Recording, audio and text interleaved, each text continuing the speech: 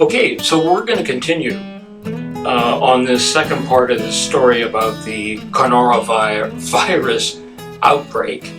What I want to touch on is, again, from the information I got from a well-established newspaper on the topic, is the actions of the mayor of Wuhan. Peter, I think maybe you will agree that the mayor of Wuhan indirectly is a whistleblower. Oh yeah, I agree. Yeah. Yeah, indirectly. Indirectly. Yeah. Indirectly. And I think he has taken an indirect jab at Beijing without saying what he's not supposed to say. Oh yeah, in some eyes from the higher ranking officials, they might think the mayor of Wuhan is a traitor. That'll be their mindset. Yeah. Yeah.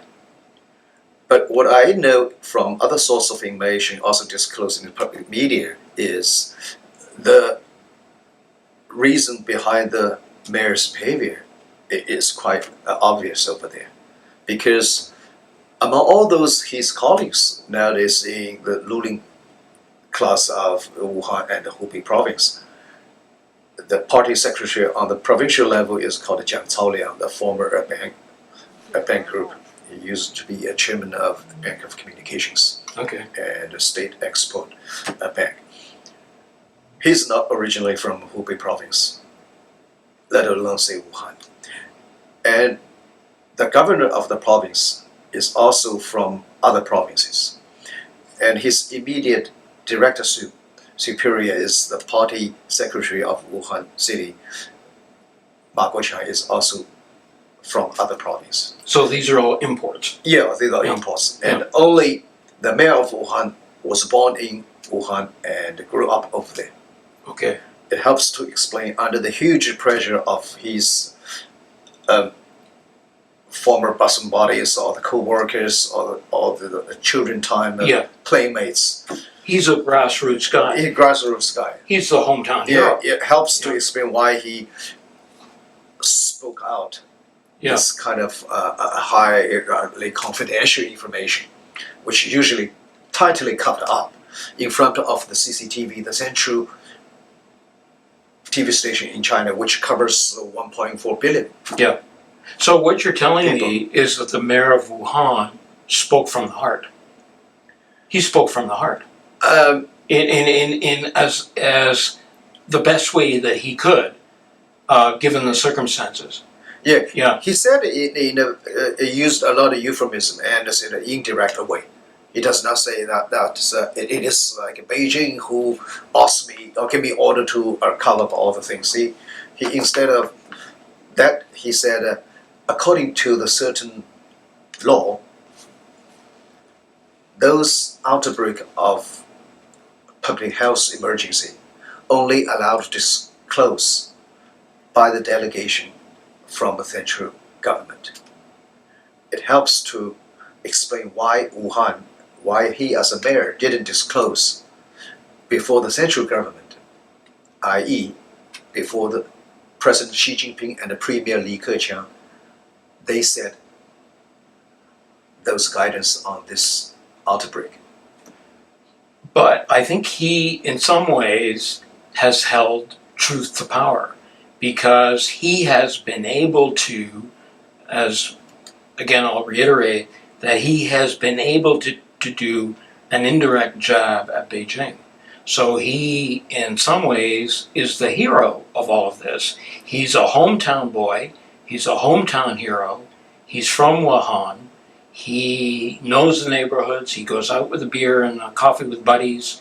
He goes and does all sorts of events being the mayor of the city. It's his town. It's his turf. You're right. To some extent, a lot of audience like me, including me or even Don, they can say it reminded us, dating back 31 years ago, before Tiananmen Square, by then the Chinese Communist General Secretary, Mr. Zhao Ziyang, he told Mikhail Gorbachev, the visiting Soviet Union leader, saying, "It is a final say on Deng Xiaoping's shoulder, not me, have a final say."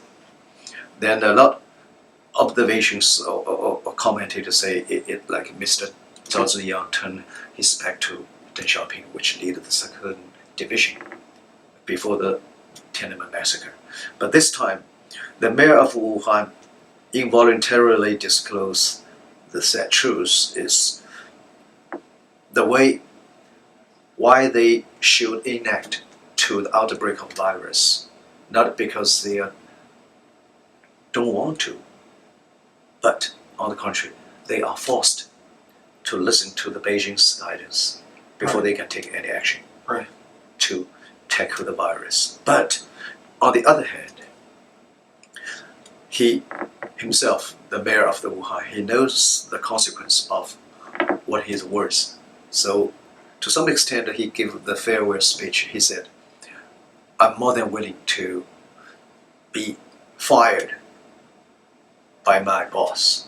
So you're telling us, and I think, He didn't say, I want to resign. He said, Yeah. I'm willing to. but in our Resign. preamble, as our prepping for this, you mentioned that he has suddenly disappeared.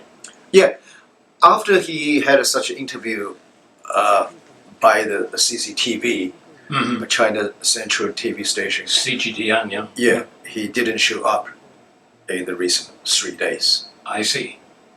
No one So, knows what happened. so, so are we to surmise that he's being given a debriefing or being taken to tea, as they say in China? But everybody think he must be the scapegoat. The scapegoat. Yeah. Again, I think it's a fantastic example of him taking the initiative and having the courage to bring truth to power. That he is, above all, the mayor of Wuhan, and he will protect the people of his city because he loves the city, and the people of Wuhan love their city, and that is his number one priority. And he will, in no uncertain terms, speak truth to power and speak from the heart. Yeah, what basically he said is, I already told the central government what really happened in Wuhan, but I don't have the right to disclose to the general public, Right. which can lead to avoid the Yeah, but affection of the virus. he's been very intelligent because he has walked a very fine line. Yeah. And he took an indirect jab, which is going to resonate throughout Wuhan and throughout the whole province. Because he, in essence, is saying over and above all the politics, is that science doesn't lie. I'm sure he's being briefed by the medical teams that are on the forefront of this, and science doesn't lie. And when we talked earlier about the politics, safety, and science taking the third priority, that's contrary to normal thinking. Science should be the first priority because science doesn't lie. Politics can lie, and well, safety is finite, so that's not a point of discussion. But between politics and science doesn't lie. Politics does. Yes, Right. oftentimes. Often It is. Yeah. So in summation, this guy is really the hero in all of this. Yeah, in the sense of he disclosed the true game of Chinese politics. And when I think he's also shown then when push comes to shove, he will shove back. He will not be pushed. And he will find it in himself, in his own courage and his own convictions of standing up for his city and standing up for what's best for his constituents. To some extent, he did what he could, but Yeah. not in the hero sense. I tend to still call him a whistleblower for the current political system, Right. rather than a hero in the sense like the other 8 doctors at the beginning. They are the whistleblower of the medical critical situation. Right. This one is only the whistleblower of the current system, political system. Yeah. But he has had his moment in time in Wuhan as being the highest municipal official in Wuhan. Yeah. He has been able to express his dissatisfaction indirectly as to how all of this was handled. Yes. And He's under the huge pressure of the public yes, blame. but I think, do you not think that the people of Wuhan are behind him 100%? I'm not. In their conscience? In their hearts? I don't know. Yeah, but the mayor of Wuhan, people don't praise him as a man of conscience. Oh, As you said, he's involuntary. He reluctant to say what he said right, in front of the camera of CCTV. right. Yeah. If the whole world didn't impose upon him the huge pressure, Yeah. blame him why he didn't take any immediate action, Right. or reaction Right. after the break of the coronavirus, he won't say that. Yeah, no, of course not. Yeah. Of course not. He won't say that. But having said that, he is aware of the overreach of Beijing, right? Yes. Where at some point his hands are tied, and he's damned if he does, and he's damned if he doesn't. You know what I mean? Yeah. And but I think this could be a litmus test for others within the science community to hold truth to power. Right?